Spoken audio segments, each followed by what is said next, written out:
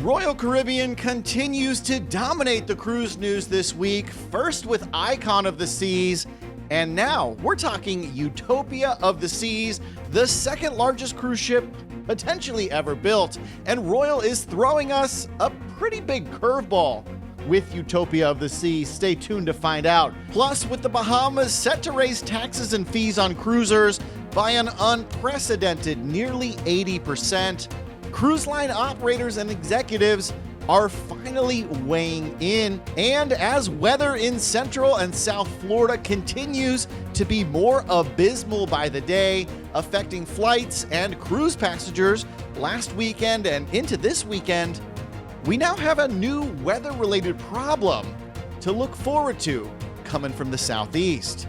Let's roll the intro.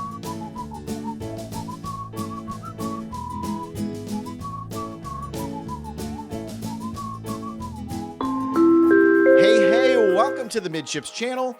I'm your Captain Corey. Thank you so much for stopping by the channel today. Let's address yesterday's episode. There was a lot of cruise news, a lot of very exciting cruise news, and well, I got a little bit excited myself. Some of you mentioned in the comments that maybe I should chill out a little bit. Somebody even said, dang, Captain Corey must have really had to go to the bathroom. I'll chill out a little bit for y'all today. Yes, I do read the comments. Hey, we've got cruise news to get into. There's yet another massive Royal Caribbean ship that we need to talk about in Utopia of the Seas. Just think about it, y'all. Next year, we will see the launch of two of the largest cruise ships ever built. Actually, the two largest cruise ships ever built, all from the same cruise line.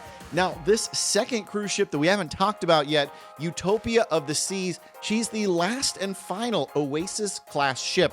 Now, if you've never cruised on an Oasis-class ship, you're missing out, let me tell you. And we now know some new information about Utopia of the Seas. We know she's coming right here to Port Canaveral, beginning in July 2024. And Royal Caribbean is really throwing us a curveball with Utopia of the Seas.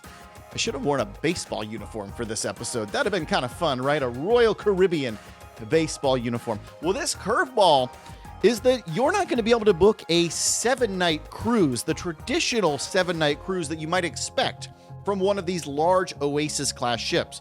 No, Royal Caribbean is slashing down their cruise length to only 3 and 4 night sort of teaser cruises, you know, just to feel what it's like, an appetizer, so to speak. Now, bookings for Utopia open in about 48 hours from now. This new ship has some cool new features that none of the other Oasis-class vessels have. First and foremost, it's going to be greener. Yes, this is the first Oasis-class ship to be powered by a liquefied natural gas, kind of like the old Carnival Mardi Gras ship. I guess it's old now. That's crazy. I've been doing cruise news too long. It is going to be LNG powered, which means it's likely that every new cruise ship coming out from Royal Caribbean, Carnival Cruise Line, and MSC, some of the major players in the industry, will all be LNG moving forward. And on board Utopia, you're going to find over 40 different dining and drinking venues. The ship will feature the world's longest and largest dry slide at sea. This is my 7th time trying to record that little tongue twister. You know, Royal Caribbean likes to make a splash with their record-breaking numbers on board any of their ships, and Utopia will be no different. There's also going to be some new things on board this ship that you won't find anywhere else, including all the other Oasis-class ships. This includes a major overhaul to the fan-favorite Giovanni's Italian Kitchen and Wine Bar. The new one is going to now span 2 massive decks overlooking the boardwalk neighborhood. Cool view, right? I'm pretty sure Royal does like Wonderland overlooking that on a lot of their Oasis class right now. In addition to Giovanni's, you're going to find a better version of Royal Caribbean's teppanyaki restaurant, Izumi. And there's actually going to be 2 Izumis. One of them is going to be located in Central Park. It's supposed to be like a little trimmed down version. Hopefully Royal Caribbean can get Izumi nailed down. Personally, I've never been impressed by that venue, especially on Symphony of the Seas a couple months ago. No, 4 out of 10, if they're lucky. And for those of you who couldn't imagine cruising without some of those boat drinks, there's something new for you. You might want to saunter on down to the Pesky Parrot, which is a Caribbean-themed bar. It's going to be located out in the Royal Promenade. Think rum, tequila, frozen drinks. Yeah, the things you want to find on your Caribbean beach vacation. So if you're looking for a brand new ship experience without necessarily paying Icon of the Seas prices, which are crazy, Utopia of the Seas might be the ship for you that you actually set your sights on in 2024. Get those credit cards ready to book on Utopia in just a couple days. And I guess if your credit card's out, the Midships Amazon store is an amazing place to find everything I take with me every single time I cruise. I'm telling y'all, there's some really good stuff in there. Check it out. There's a link in the description down below. I appreciate you supporting this channel. Now let's keep the cruise news rolling. We're heading down to the Atlantic Ocean.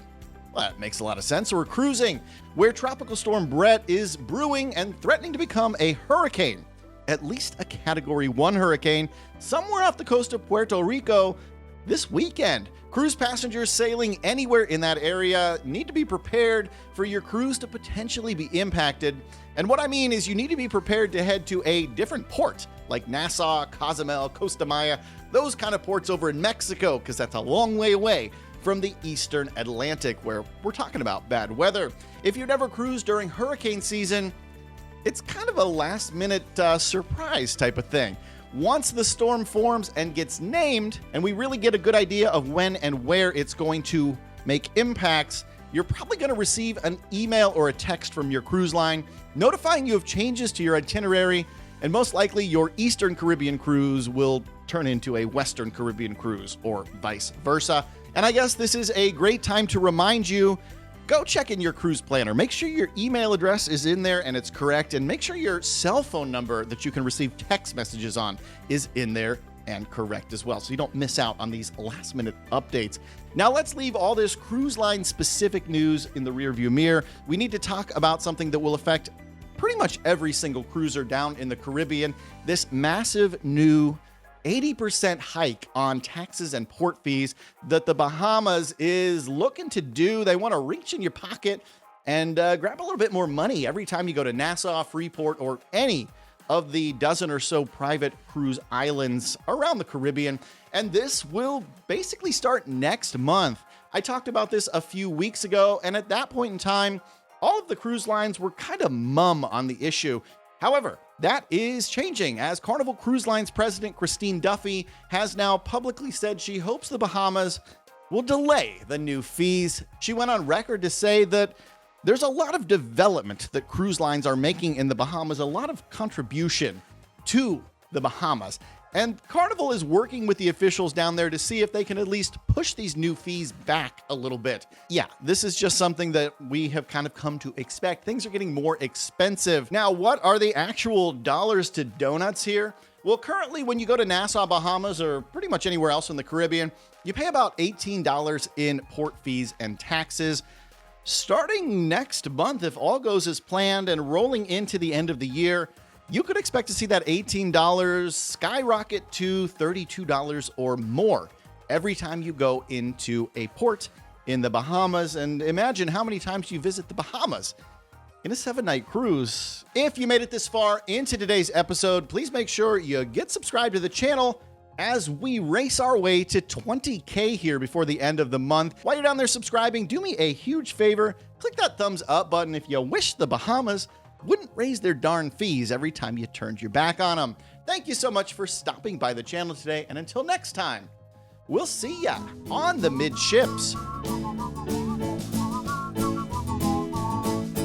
La la la la la la la la la la la la la la la la la.